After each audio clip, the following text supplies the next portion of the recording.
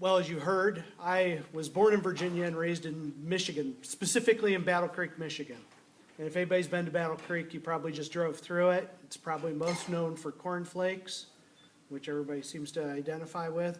When I was working on the book, Terror of the Autumn Skies on Frank Luke, I came across several newspaper articles that referenced somebody named Fredrick Zinn.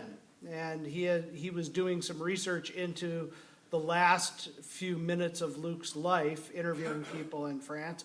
And it said, in parentheses, it said Fredrick Zinn, Lafayette Escadrille, Battle Creek, Michigan. And my first reaction was, that's bullshit. I've been in Battle Creek, Michigan most of my life, and nobody interesting ever was from there. And let alone somebody from Lafayette Escadrille. And of course, I realized after a while that was just the usual newspaper flub up of not knowing the difference between the Lafayette Escadrille and the Lafayette Flying Corps. So I set the article aside and said, well, I'm going to look into this guy because I've never heard of him, and you would think there'd be parks named after him or something along those lines.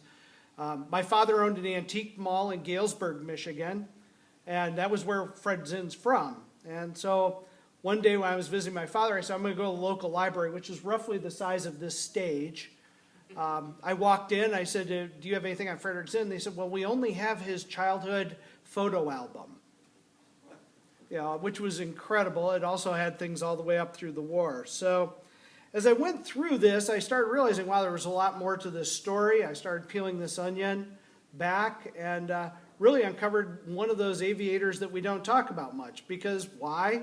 We love talking about fighter pilots. We love talking to Steve's credit. We love talking about bombers, but nobody talks about recon. The reconnaissance guys are the guys that got us there and really changed the face of warfare. So I'm going to tell you a little bit about my favorite person here, Fredrick Zinn. I do have a special guest. Is this Melissa in the back? Yes. Hi, Melissa.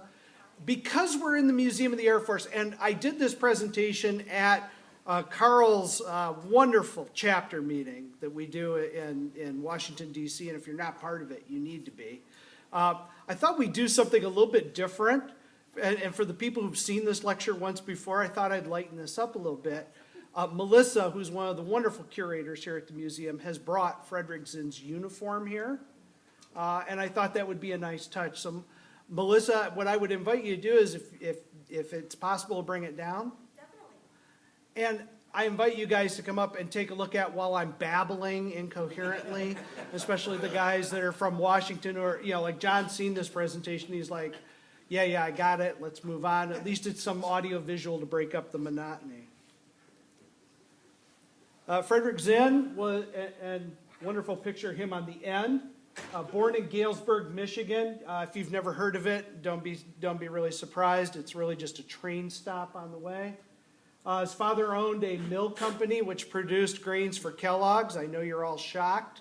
I mentioned Battle Creek. That was pretty much one of the things here. And Melissa, I can't thank you enough for bringing this in.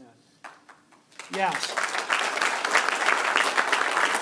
It's one thing to talk about the man. It's another to actually be able to see his uniform. He graduated the University of Michigan, and in June 1914, he thought he'd take a trip to Europe. At the time, it seemed like a good idea. Fred, he took working passage on a freighter, went to Europe, ended up in England, of course, with the last name Zinn. He showed up in Britain, and they weren't really keen on Germans that summer appearing in Britain. He actually ended up over in France, fell in with a group of Americans at the hotel in France, which I think many of you are familiar with. Fred was one of the original 43 Americans who, as we all know, when France declared war, enlisted in the French Foreign Legion. If you've ever seen a picture of the wonderful American flag that they all signed, you will actually see on a white stripe his large name where they all signed it. Fred joined the Legion in August of 1914 under the promise that the war would last 6 months, tops. And this was a wonderful opportunity for these men to fight for representing the United States, but within the French Foreign Legion, which there was a whole question about citizenship that goes with that. If they had enlisted in the regular French army, they would have lost their American citizenship. However, joining the French Foreign Legion, you only take a pledge to fight wherever the Legion tells you to go. You don't take a pledge to fight for France. So that's how they got around to it. I love the outfit. Got to get a hat like that. The jokes, by the way, don't get any better, so you can keep them chuckling. He served with David King, who wrote a wonderful biography, if you've ever read it, about the Foreign Legion during that period.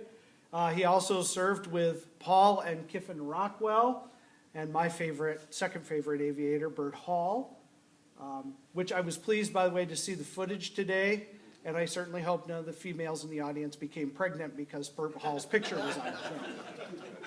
If you don't understand that joke, you need to read my biography on him. Zinn was involved in some of the early operations of the French Foreign Legion. I was pleased to discover that he was one of the first 4 Americans to capture Germans in the First World War, took them prisoner. He took with him on his trip to Europe his Kodak camera, and Fred took numerous photographs. And what he figured out was this was a great way to make money. He was able to take photographs and sell them to Leslie's magazine, as well as several other magazines, and really provided the United States citizens as a whole with their first actual photographs from the war. Now, the French Army did not allow cameramen to go up for magazines and take pictures at the front, but they didn't prohibit individual soldiers from selling photographs that they took. The entire collection of Zinn's photographs, by the way, are not far from here. They're actually in this facility. And I do recommend anybody doing aviation history, he hung with all the great aviators, and many of the photographs that we've seen in magazines over the years that have been reproduced time and time again are actually Fred Zinn's works, and the originals are here at the Museum of the Air Force in their archives. It's a wonderful experience. Some of the photos he took of exploding artillery shells are literally like 50 yards out. He literally would hold up the camera and take pictures of them, sold them to Leslie's. He was making around between $100 and $300 a month selling photographs, which when you think about the fact that Legionnaires were paid a penny a day, he was living quite well. Fred did get wounded in the Champagne offensive and went back to Battle Creek on leave. Before he left, he filed a transfer. It was in December of 15 to the French Air Service. He did that at the same time that Bert Hall and several of our other famous men like Bill Thaw, etc., were attempting to get into the Air Service. He knew he was going to come back. He only went back to Battle Creek for a few weeks. He returned to France and went into pilot training. And it was interesting. I talked to his son, who passed away recently, and I said, why didn't he become an aviator? And he says his eyesight was too poor, so they put him in reconnaissance. You can't make this stuff up. And he really excelled as a machine gunner. He was the 14th member of the Lafayette Flying Corps, and only one of 3 that were actually observers and machine gunners, which, as we all know, that tended to be the rarity. You tend to see the Lafayette Flying Corps guys are usually aviators or pilots themselves. Fred really distinguished himself quite a bit while he was in the service. He flew in F-24. They flew the Farmans at the time.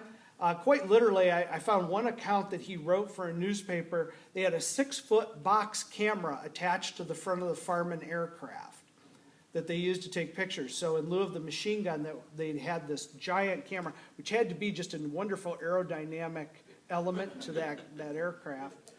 Fred actually purchased a Winchester rifle to take up with him on those missions so that he could shoot at the enemy, which had to be hilarious given he had poor eyesight.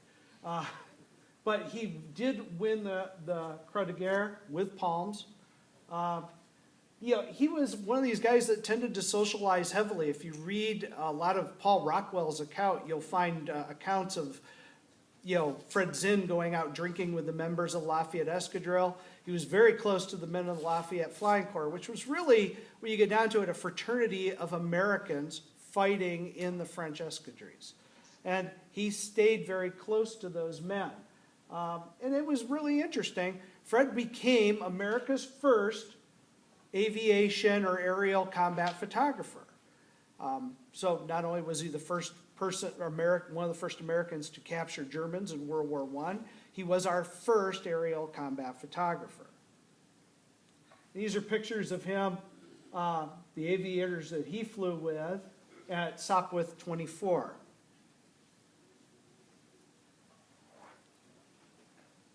I love these pictures just because, you know, when you dig through the archives, one is of Fred climbing into his aircraft in Sopwith 24. This is him in his regular uniform. It's him with Paul Rockwell in Paris. I love the little cane. Nice touch. Most of you are pretty familiar with the photo at the bottom with one exception.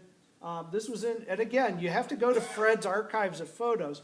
If you look closely, we've all seen a version of that in the lower left corner before, but the pilots are all sitting in different orders. And Fred Zinn's in the middle.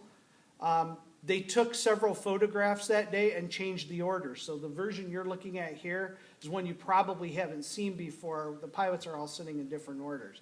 And again, that's one of the reasons I highly recommend, if you're doing research into this, you know, one of the places to go is here at this museum to look at Fred Zinn's collection.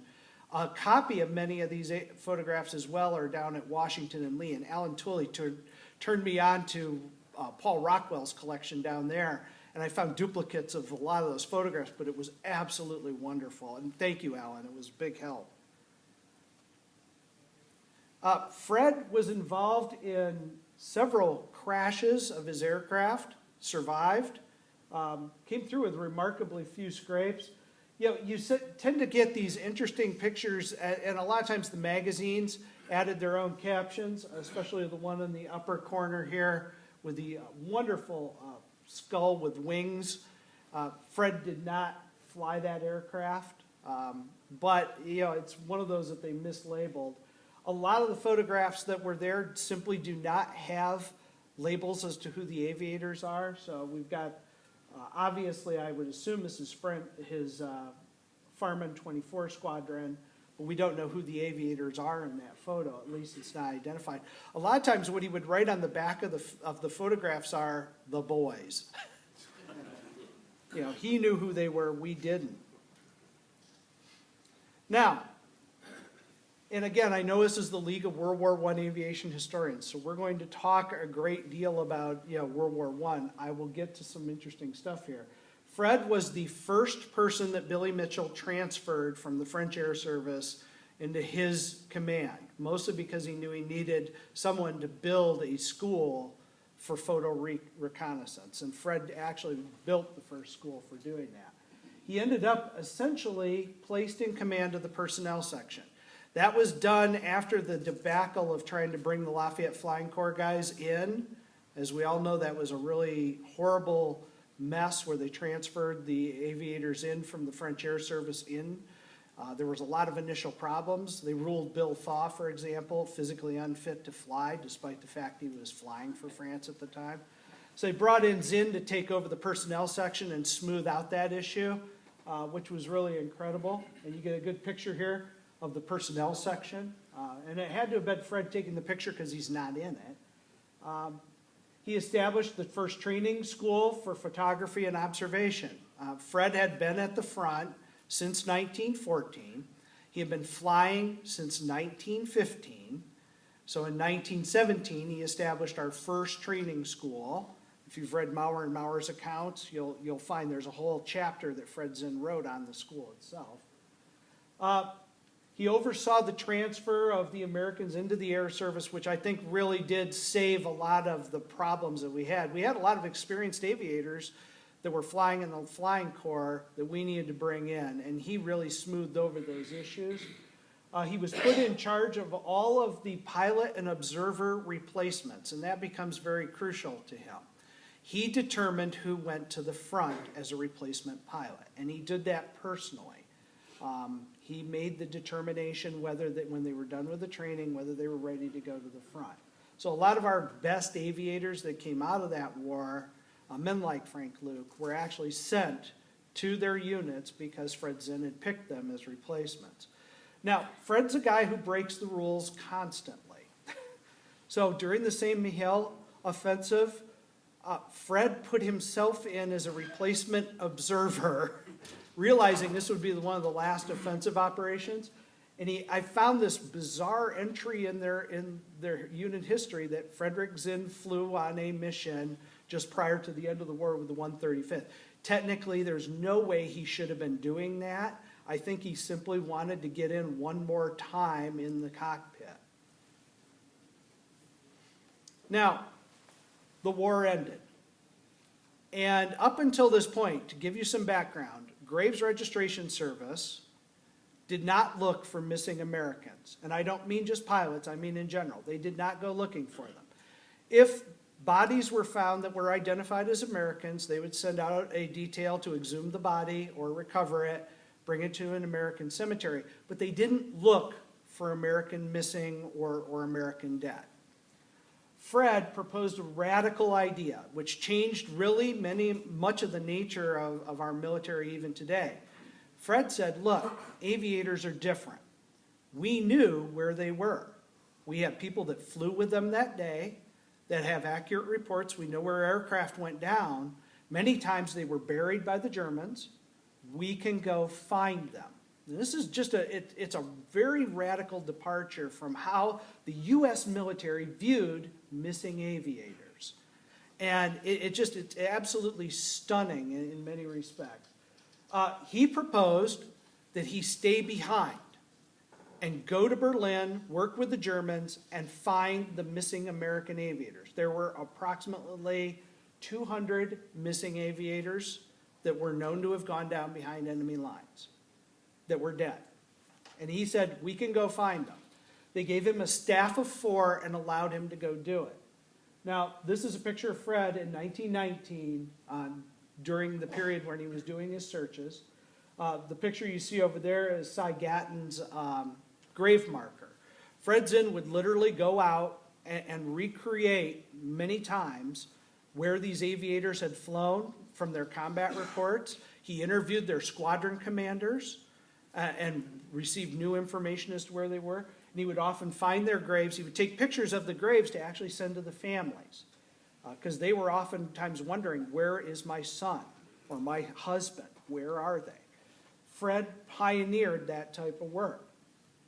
And a lot of times what he would do is wander these fields for hours looking for these men, knowing somewhere out here they may have been killed or buried.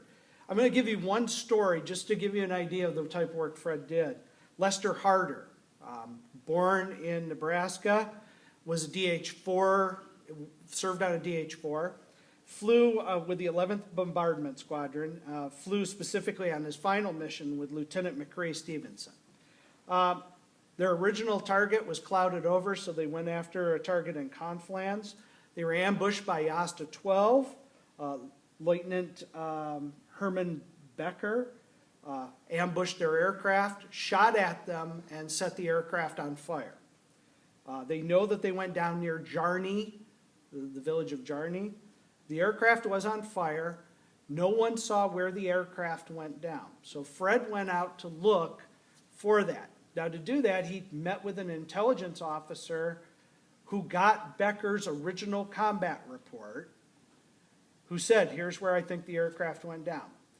Fred went to the local cemetery and was able to actually find the grave marker for this aviator and arranged to have that aviator interned. Now, to give you an idea of some of the emotional stories when you go through the burial files for these men, that aviator wasn't wearing an ID disc. A lot of the aviators did not wear them because they thought that was a kind of a doom symbol to wear. If you're wearing this, it's only so that they can identify your body.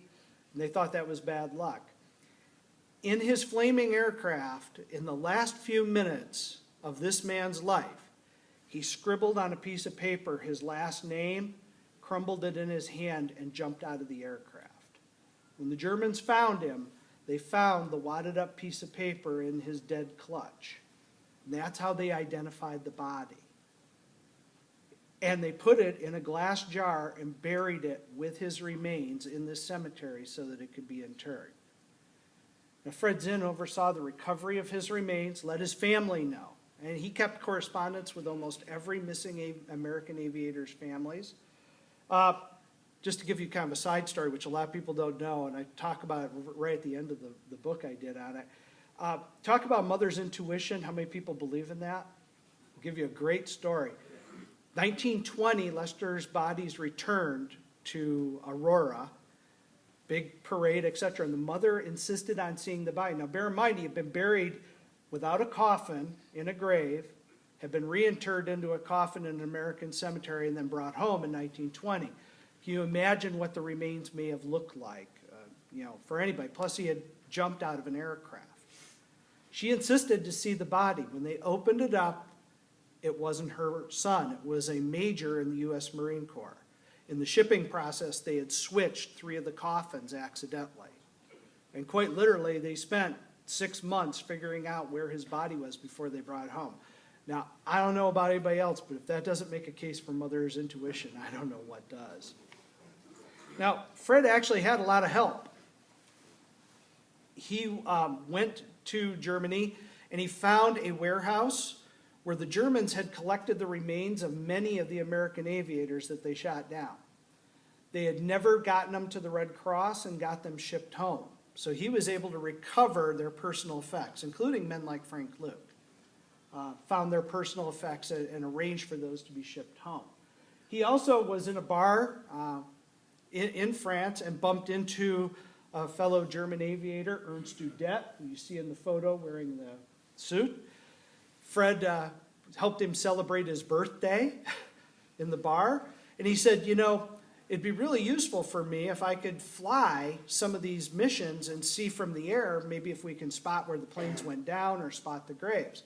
Udet said, they won't let me fly, for obvious reasons. It's late 1918 at that point. And Fred said, no problem, I'll get you an airplane.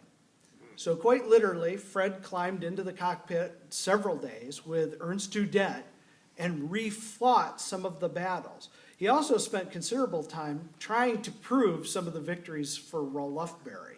And I can't find a stick of the paperwork on it, Bill.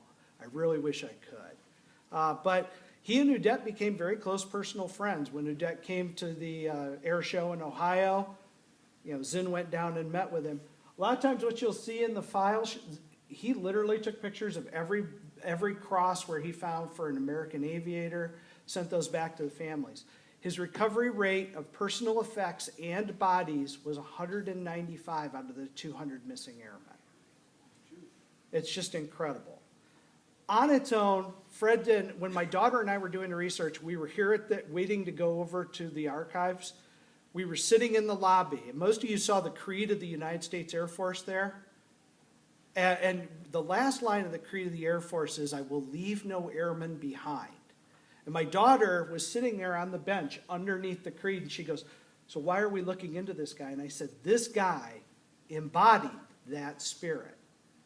The reason that's in the creed is because of Fred Zinn. Now, on its own, I got to tell you, fascinating story. And when I was doing the research on this, I was like, I got enough for 4 books. I'm happy, ready to go. However, there's more. The outbreak of World War II, Fred began a letter writing campaign to say, look, you're going to lose a lot more airmen in this war than we did in the last war. And I'm one of the only people that knows how to recover their remains. They didn't get a lot of attention because America didn't want to talk in 1940 and 41 about the fact that there's going to be dead Americans in a war that hadn't started yet. Once the war got going near the end of 41, Fred made 6 trips at his own expense to Washington, D.C. to try to lobby for this. He finally reached out to Eddie Rickenbacker and said, look, you need to get me in with somebody to talk about this. Eddie placed a call, got him in with Hap Arnold. Fred met with him and said, you need a system for tracking missing airmen. And Arnold said, great, but you can't make this burdensome, cumbersome system. I want it on 1 page of paper. Fred went back to his hotel room, the Willard Hotel in Washington, turned on the radio and started hearing about the first airplanes being shot down in Europe. by the British, or British aircraft, and he said, I knew at that point I had to do this the line he used, if I had to write it in Sanskrit and put it on pink paper, I was going to do it. Now, Fred's a cheater. They told him he had to do it on one page of paper, so he used both sides. But he put together what's known as the Missing Air Crew System, the MACR, which for those of you who've ever researched World War II aircraft, that's the primary system that we used for tracking all our missing aircraft in World War II. Quite literally, they took the system, they went out to Leesburg, Virginia to meet on a Sunday with General Marshall, and he signed it as one of the first general orders of the war to implement this system. Now, on its own, that's cool. You know, Fred got this together, and they offered him a commission in the United States Air Service at the time. They said, we will make you a colonel. You have to believe in 1941 and early 42, if you made a colonel, you were going to walk out of the war a general. Fred said, I'll do it, but I only will do it if I can look for missing airmen. They said, we can't guarantee you that any assignment. You'll take whatever assignment we give you. So Fred cheated. He contacted his old friend David King, who had served in the French Foreign Legion with him. David King had joined a little-known organization at the time called the OSS, which most of you now know is a precursor to the CIA. And he said, hey, you don't have to screw with the Air Service. We'll make you an officer and bring you into the OSS. Your cover can be looking for missing airmen. Fred said, great. He actually went to the Kellogg Foundation and convinced the Kellogg Board of Directors to write letters for him that he was a humanitarian, that he was out simply looking for missing airmen. They gave him the United States commissioned him in as lieutenant colonel, gave him all the wonderful uniform accoutrements. He was supposed to be in counterintelligence for the OSS. Fred ignored those orders and started looking for missing airmen. The picture you see here is him in Sicily, typing up reports. These are some of the photographs that are, again, in the archives here of aircraft that he found. He was finding, at that point, large numbers of Americans, 11 or 12 at a time. But he was literally at the forefront, following the frontline troops, looking for missing airmen.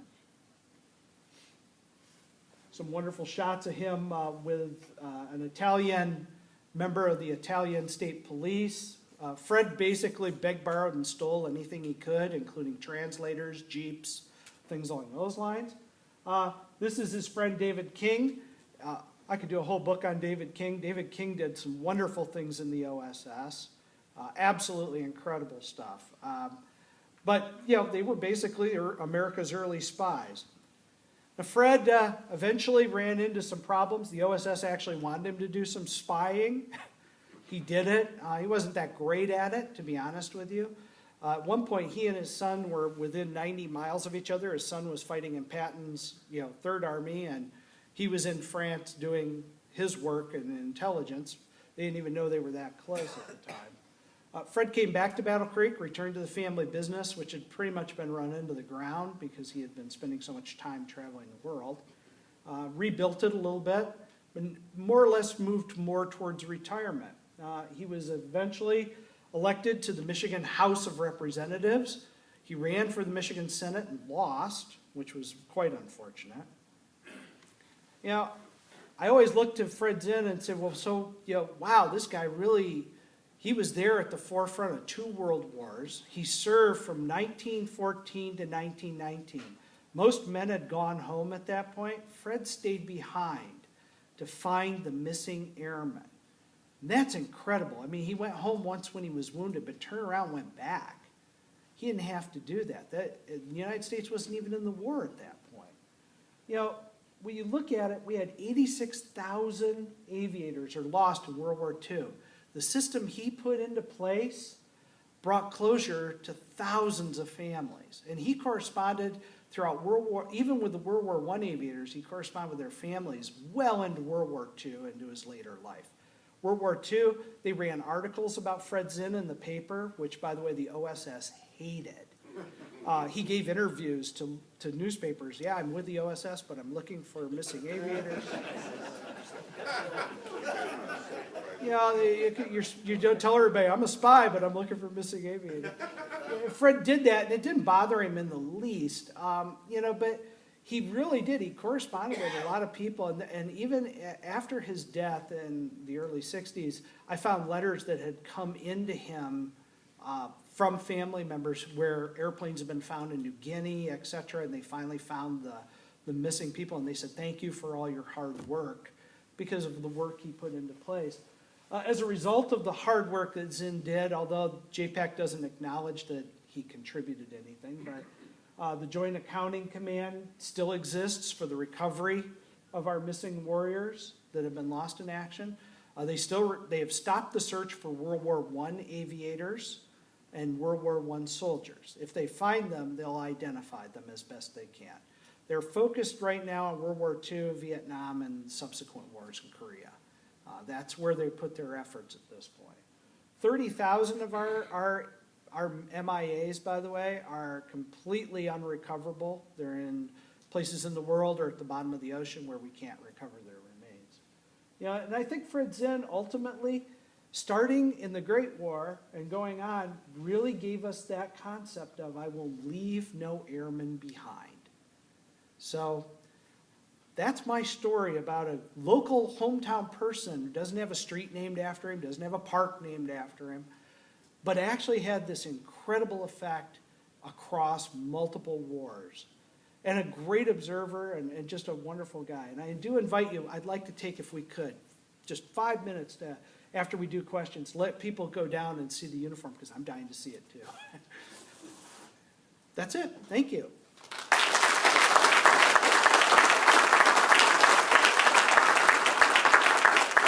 Any questions?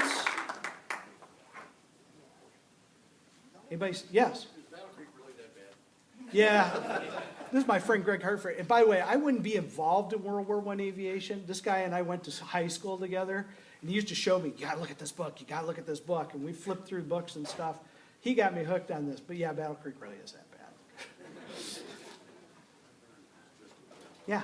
Anything in your research on Zinn's motives? Was there something in his background that pointed him towards caring for those who were missing? Or? You know, I did. And I asked his son specifically, I said, why was Fred emotionally attached to this? And he said, my dad's philosophy was, and I'm paraphrasing the quote he gave me, he said, I sent those boys to the front.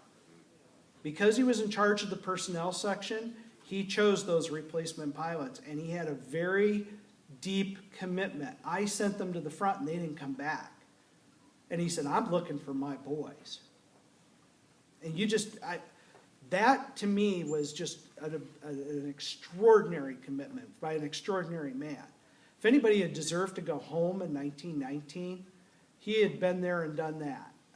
But to be able to, have the wherewithal to go, no, I'm going to stay behind because I owe it to these families was really just incredible. Yeah. What year did you graduate from Central Michigan? I've graduated from there twice, 1985 and 1994. What was your major?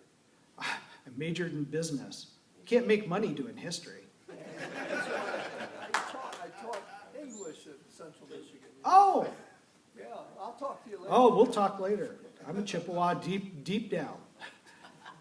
Hey, Blaine, would you talk a little bit about his interwar period? It's kind of neat. Between the wars, he was in the reserves. He really had stepped back into the family business, and his brothers kind of resented him. Fred went off to war, and they were stuck running the family business, which was a mill. And I found a lot of resentment within the Zinn family towards him, because not only did he do that, but then in later life, when he should have been running the business in World War II, he packed off and took off to Europe and really dumped a lot of the responsibilities onto the family. And there was a lot of love for Fred, but Fred was quirky. And, he was known to just pack up and go off and do these things. And there was a lot of downside to it, but I also interviewed people in Battle Creek who said, I remember going in buying rabbit food from this guy at the grain business. Who knew, when he was sitting there working behind the counter, that he was this famous World War I, aviator. It was just incredible. I think Fred, what struck me as strange is he never wrote a book. So many of the men, Rickenbacker and all the guys that survived, cranked out books, as we all know, and we love those books. Fred never wrote the book because he said he never got everybody. He never resolved all of it. He kept a footlocker in his office in Galesburg with all of his records in his work office so he could access it. And he kept, and I've got a picture of it at home, he kept a map of France where the aviators were shot down. He kept that map in his office, his work office in Battle Creek, where he ran the grain business. So this was something that he never, while he left the formal service for a while for the reserves, he never left this search, which was just incredible. Yes? Question. Seems that you have famous people writing about, the war. Did any of these authors decide to throw his name in? Paul Rockwell did. There's a great passage in Paul Rockwell's book on the Foreign Legion where they talk about there was a woman that was being attacked by several men, and these guys were all drunk, the aviators, and Fred Zinn jumped in, and somebody hit him over the head with a wine bottle, and they woke him up. He was obviously knocked out, got a concussion, but they woke him up and put more wine in him, and they went out drinking, and they all spoke very highly of him. He was the only member of the Lafayette Flying Corps that went to Bert Hall's funeral.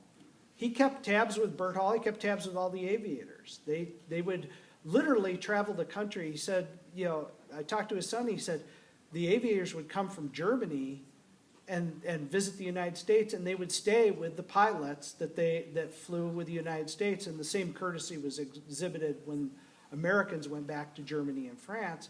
He said, we had aviators staying at the house all the time. He said, Bert Hall was by and large the most entertaining. He said he would always show up with a different woman, and I was like, okay. Different book, but yeah, I totally get it. Yes? Revelation to me was the German warehouse for the effects and remains. And here this is happening at the end of the war where there's a lot of deprivation on the German side of the front, and they're still doing what is amazing recovery work on their own behalf. Yeah, they would recover. If you look, and I know Stephen Skinner's looked into this as well. There's letters by Zinn that you'll find where he sends the remains back, and sometimes it's nothing more than a wallet, and he'd catalog what was in it.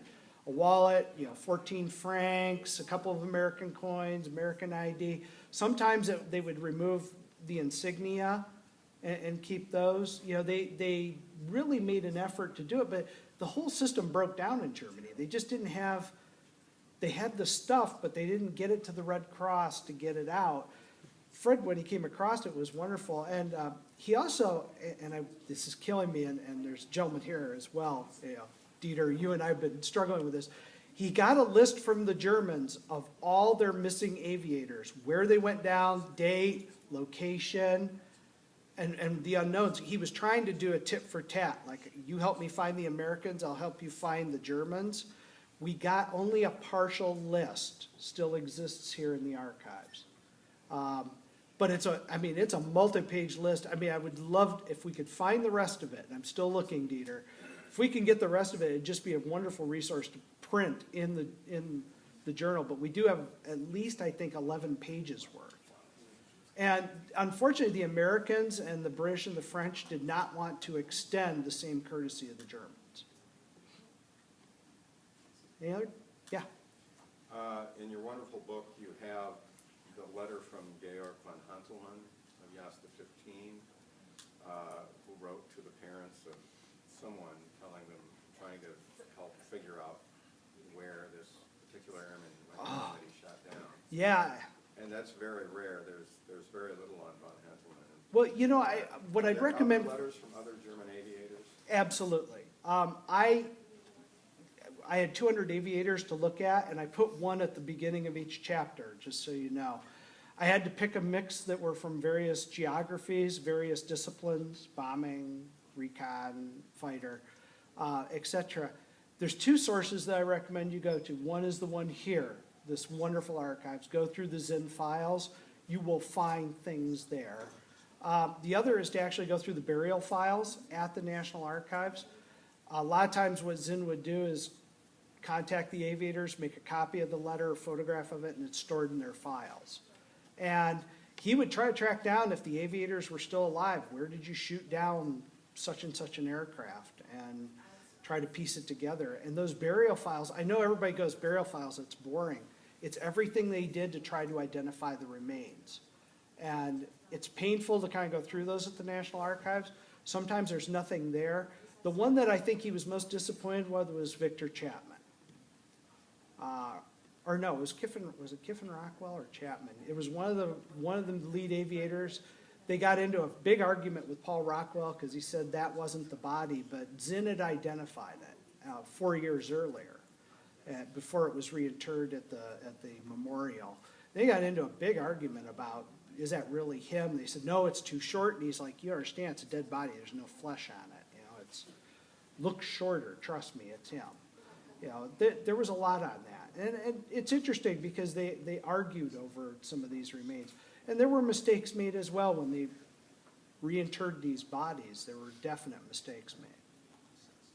Those are the two sources I would go to because to me, that tells the story of these things. Any other questions?